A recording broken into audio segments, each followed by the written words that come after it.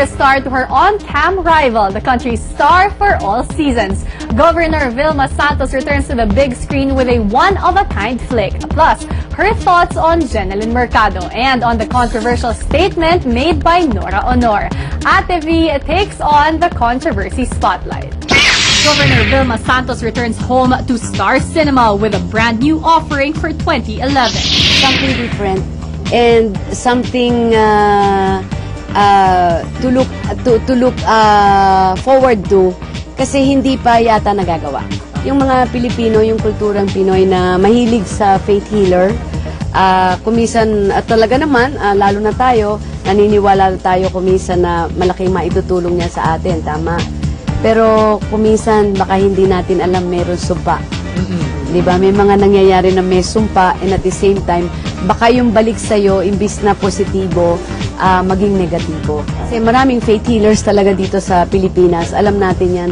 At tumatayo na yan na parting kultura na natin. Isa sa mga magdadala ng mga pasyente. Dahil naniniwala ako sa kanya, parang ako ngayon ang magkakaroon ng responsibilidad kung ano't ano man ang mangyari sa mga ito. Ate V was beaming as she enumerates the many reasons why she's very excited for the project. Unang-una, Chito Ronyo. Matagal na rin ako humihiling ng something different kay Chito, kay Direk Chito. So sinabi ko, Direk, parang tama na yung drama. Parang I'm looking forward into something different naman. Actually, challenge ko rin yung sarili ko. So, alam naman natin kung gaano kagaling gumawa si Chito Ronyo.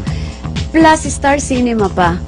So, how can you go wrong? Perfect ito na after in my life, I can give another, parang mabigay naman akong iba naman sa mga manonood natin na iba naman, total bihira naman nila ako makita ngayon sa pelikula. So I'm excited. Horror naman, iba ngayon, di ba? Plus the fact na iba yung casting, marami po dito first time kong makakasama. Isa na syempre si Kim Chu, first time. So maganda yung challenge, di ba? Parang anak, kinaalala ko nga. And then, andi dito rin si Janice de Belen, si Pokey, andi dito rin. So, marami kaming mga importanteng makakasama rito na palagay ko exciting lalabas pag natapos yung pelikula. Within this week, we will start already. Parang starter lang. I'll be shooting tomorrow. Tapos siguro, magbe-break lang ako ng 2 weeks. Tapos sila tuloy-tuloy yung shooting. Pero ang target showing nito will definitely be next. Another movie in the works for the premiere actress is one that will put her with another big name, the megastar Sharon Cuneta. Oo nga, initially yun ang talagang plano, talagang with Sharon. Kaya lang, hindi nagtutugma pa yung sa istorya at yung time namin pareho.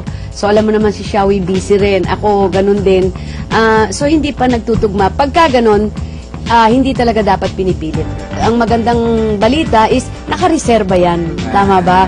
So someday, at least meron ka pang tinatago dito na alam ko marami nag-iintay. So looking forward ako someday to really ma-push through yung sa amin dalawa ni Shawi.